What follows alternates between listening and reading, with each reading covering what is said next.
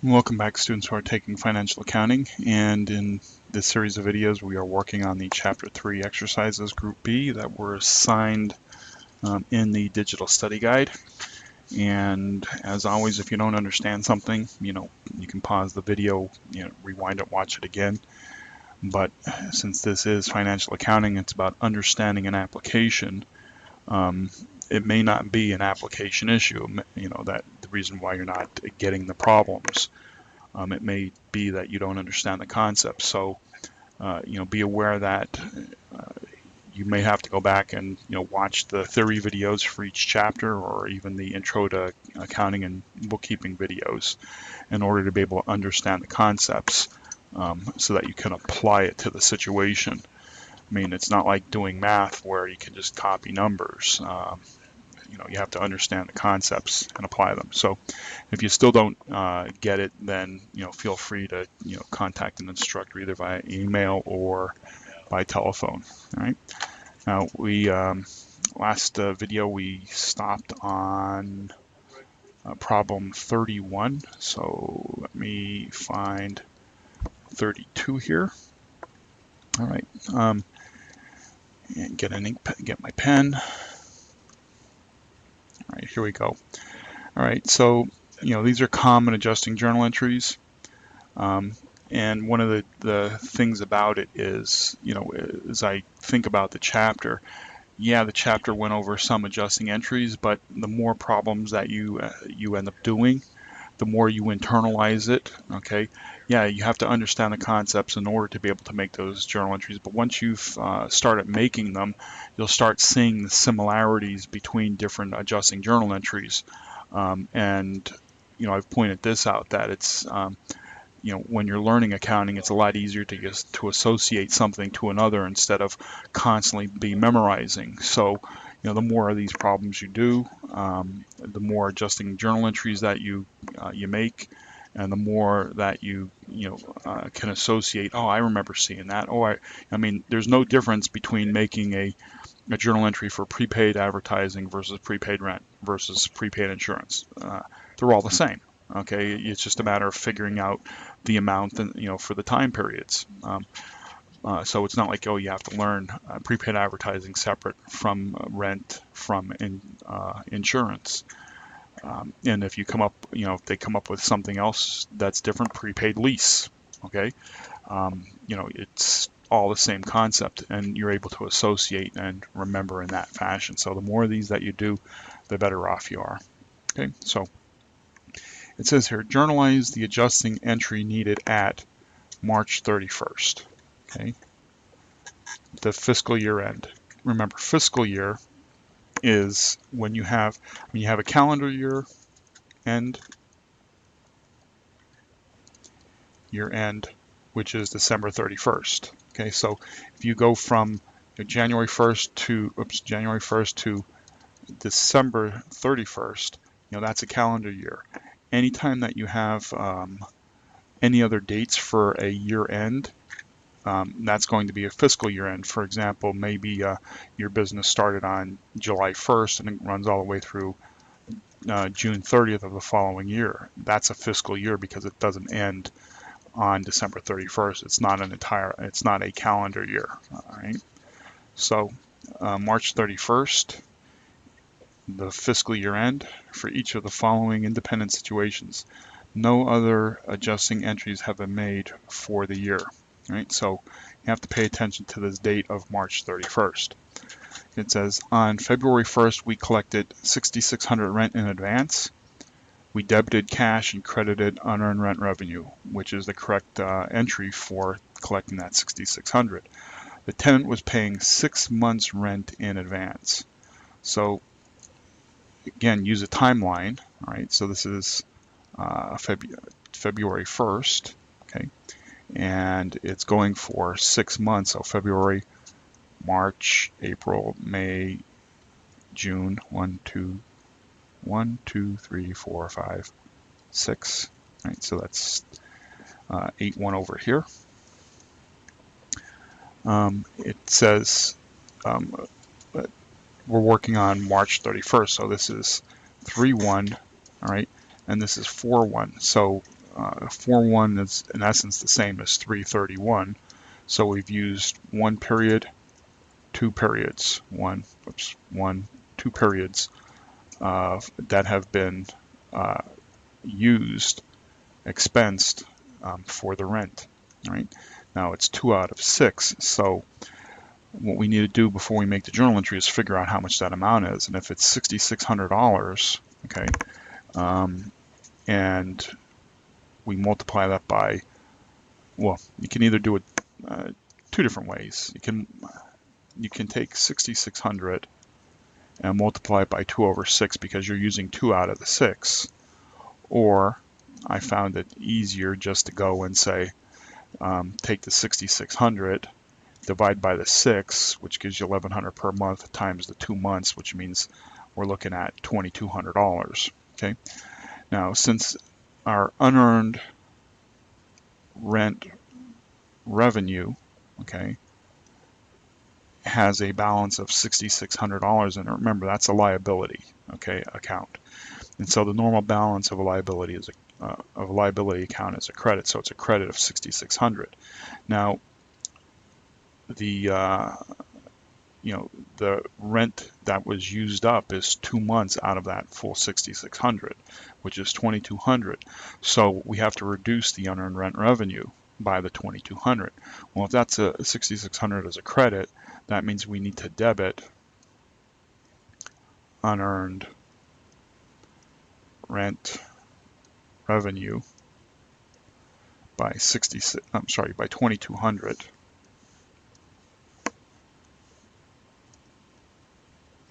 And we're going to have to credit something else. Well, in this case here, I mean, what's it being used for? Obviously, and like I had said in the previous video, generally these accounts are named appropriately. When it comes to unearned rent revenue, maybe it's unearned service revenue or unearned sales revenue.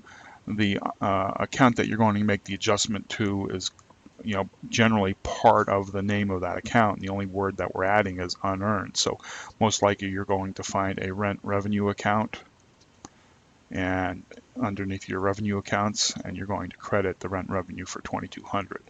So that's your journal entry. All right. Okay, let's go on to the next one.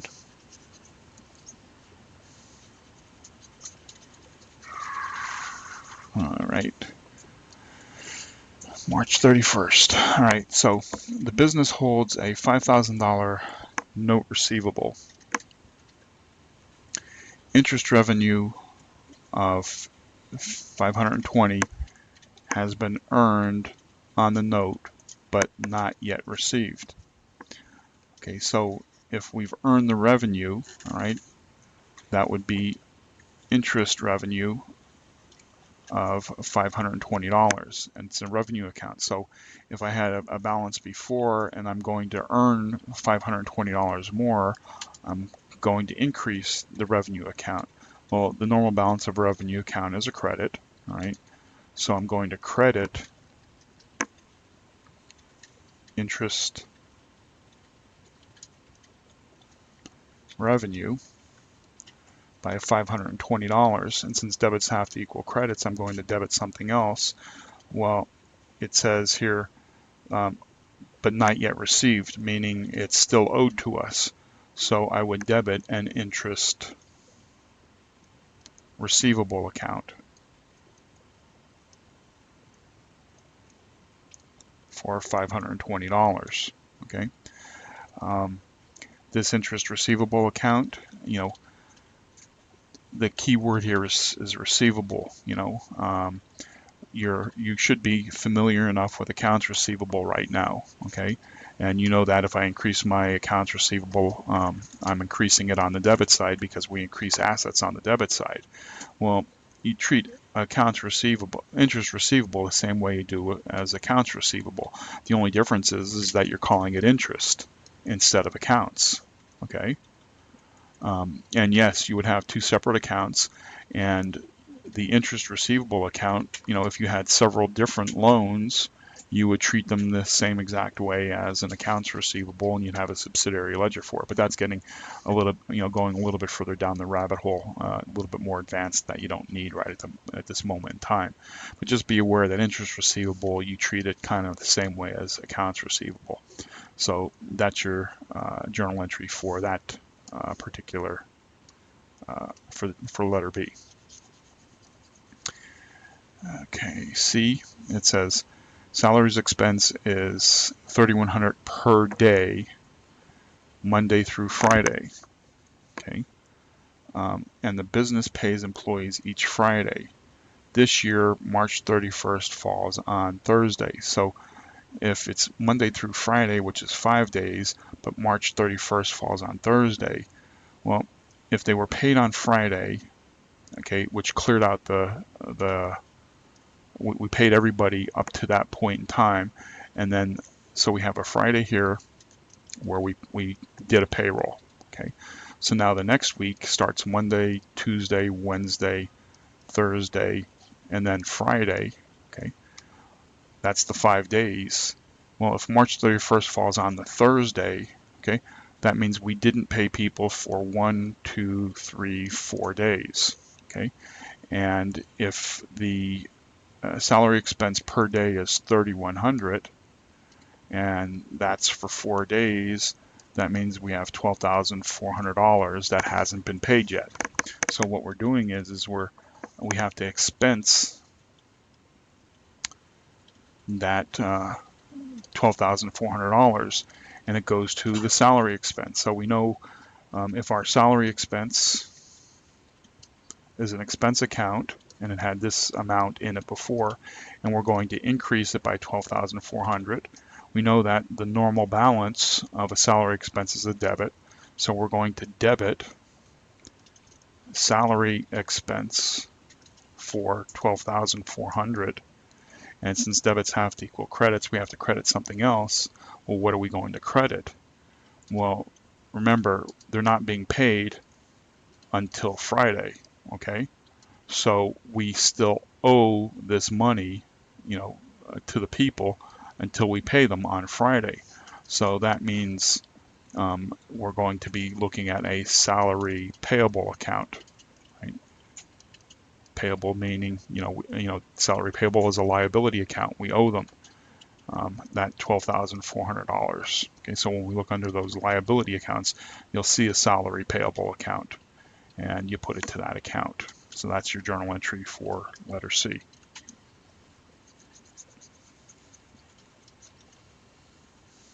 Okay. All right, D. The unadjusted balance of the supplies account is $1,000. Supplies on hand total $700. Okay, so the unadjusted balance, all right, of the supplies account, meaning our books show under the supplies account a balance of $1,000, right?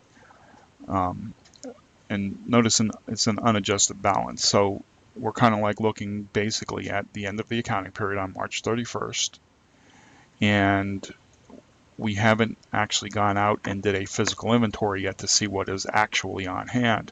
So our books show $1,000, but we know that's not absolutely correct. So we have somebody go out and do a physical inventory. When they do the physical inventory and we extend it, it tells us our supplies on hand are $700. Okay, meaning that we're $300 different. There's a $300 difference because the balance shouldn't be 1,000. The balance should be 700. So obviously, we have to decrease our supplies account. Right? Well, supplies is an asset, and the normal balance of that asset is a debit. So we know that that's a debit of $1,000. Well, we want to decrease it, so we have to, do the opposite. So we're going to credit the supplies account for the $300 difference. And since debits have to equal credits, where are we going to put the supplies? We'll end up putting those to, since we use them, right? We look at the expense accounts and we'll find that there's a supplies expense account, and we'll put it the $300 as a debit to the supplies expense account, and that's our journal entry.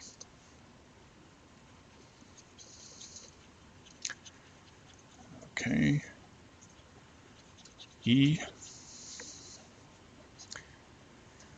Equipment was purchased 2 years ago at a cost of $4,000. The equipment's useful life is 5 years. So if I had equipment and it had a cost of $4,000, right?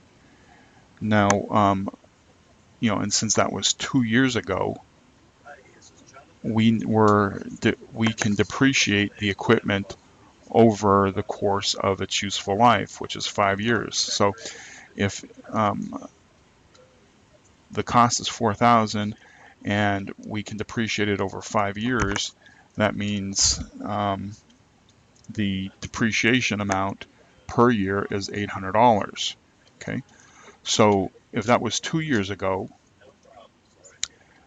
notice that don't automatically go 800 times 2. Okay, and say we have an adjustment of $1,600. No, that at the end of, well, let's draw a timeline here. Okay, here's when we purchased it for $4,000. Here's year 1. Here's year 2. Here's year 3. Here's year 4, and here's year 5. Okay, so we're here 2 years. We purchased it 2 years ago, so we're right here on March 31st in our time frame. Well, each year we're depreciating at $800, right? Okay, and last year on 3/31 for year 1, we would have made the adjusting entry to capture that depreciation. So the depreciation amount that we're going to capture for this year is the full $800, right? So when you're reading this, you have to read carefully when it comes to accounting. You don't just skim it and read it like it's a romance novel. Okay, you have to think about what you're reading. It does say equipment was purchased 2 years ago at a cost of $4,000. The equipment's useful life is 5 years. Well, yes, we have to make a depreciation entry here, but we have to make the entry for the right amount. Okay, and yeah, we calculated, our depreciation per year is $800, but don't just automatically go, oh, well, we purchased it 2 years ago, and so it's 2 times 800. No, it doesn't tell you that, that entry was already made last year. Now, if you understand the course of things and the process of things, you will know that the depreciation for year 1 would have already been booked. So all you're doing is just recording your depreciation for this year. Now, don't misunderstand me. I mean, if it had said that the accumulated depreciation as of March 31st is 0, okay, well, then you would say, well, that's not right, because there should be $1,600, 800 for year 1 and 800 for year 2. And then you would end up making the entry for $1,600, okay? But as it stands, you're only making the entry for the 1 year, this past year, not the previous year. Okay, so you're only making an entry for $800, and we know that we end up debiting our depreciation expense, right? Because we're expensing the use of that equipment, and then we credit something else, and then of course that would have to be the accumulated depreciation equipment account for $800. Okay, so that's the entry for the adjusting entry for the depreciation for letter E.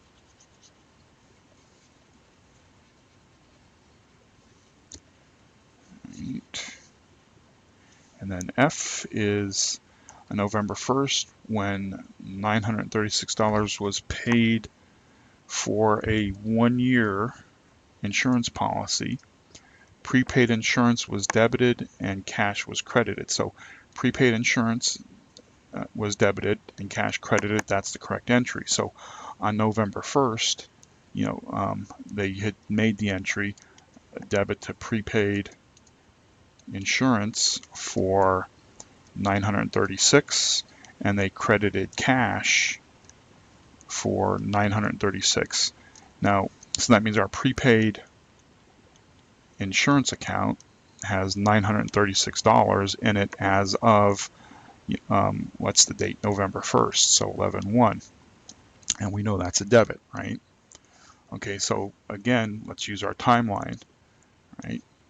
Here's November 1st, and we paid $936. And this was paid for a 1-year insurance policy. So this is going all the way out to October 31st, which is 12 months, right? Well, if I have November 1st, this is December 1st, January 1st, February 1st, March 1st. Okay, don't just say, okay, March 31st and go 1, 2, 3, 4 months. Okay, no, you can't just go, oh, this is 12, this is 1, 2, 3, and count up 4 months. No, pay attention to the date. The date is the 1st, right? It's November 1st. So it's March 31st. It's March 1st. And we're going all the way to April 1st or 3/31. Okay? So we have to consider that this here whole month, that this is an additional month. You can't just look at the months themselves. You also have to look at the day. Okay? So I have 1 month, 2 months, 3 months, 4 months, 5 months of prepaid that has been used for insurance. Okay, so if I have, if it was $936 and and it's for an entire year, I divide 936 by 12 to get $78, and I multiply the $78 times the 5 months, which gives me a total of 390. So we've used $390. And just be aware, and I'm going to segue just a little bit here. Again, pay attention to the dates. Notice that this is a fiscal year. Okay, so we're the previous year was, let me write it like this so you understand it a little bit better here. Okay, so let's call this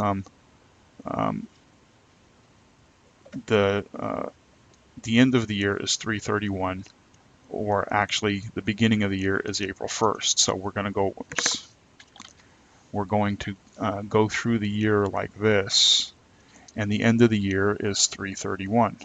Okay. Now we're over here at November. Okay. So even though this is December 1st or January 1st right here, here's the beginning of the calendar year, we're on a fiscal year. All right. So we're not concerning ourselves with the previous year like we did, like we were concerned about with doing the depreciation on the equipment, because it was 2 years ago. Okay. If that previous year we had already booked that depreciation, so we're only concerned about our depreciation for this year. When we're looking at this here timeline, yes, we're still staying within our fiscal year, even though the insurance was paid on November 1st, and we're going past the beginning of a calendar year. It still all stays within the same year, so we're not concerned with having to pay attention to what was booked the previous year.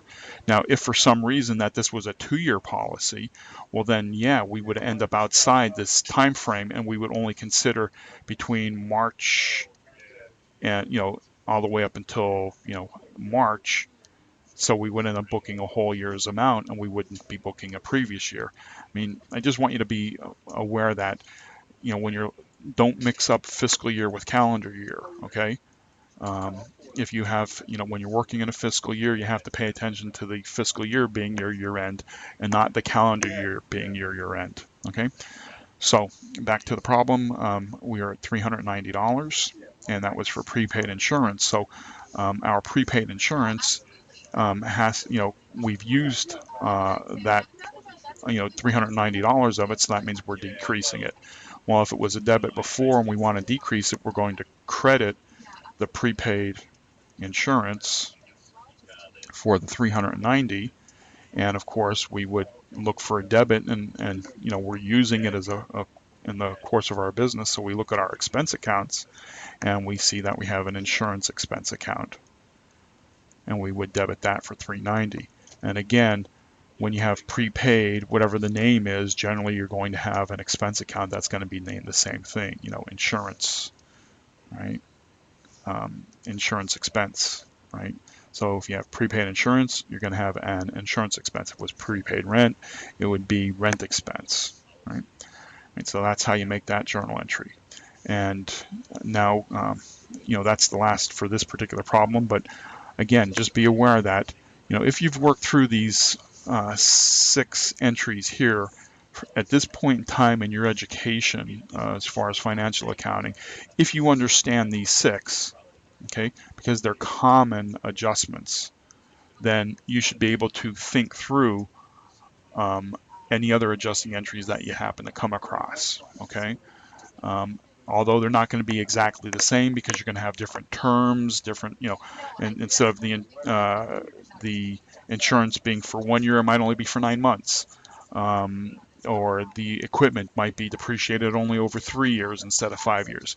Yes, you're going to have different terms, different variables, but the process is still going to be the same. So if you understand this process, you should be able to associate with these entries and figure out how to make the new correcting entries. And the more you do it, the easier it becomes to do.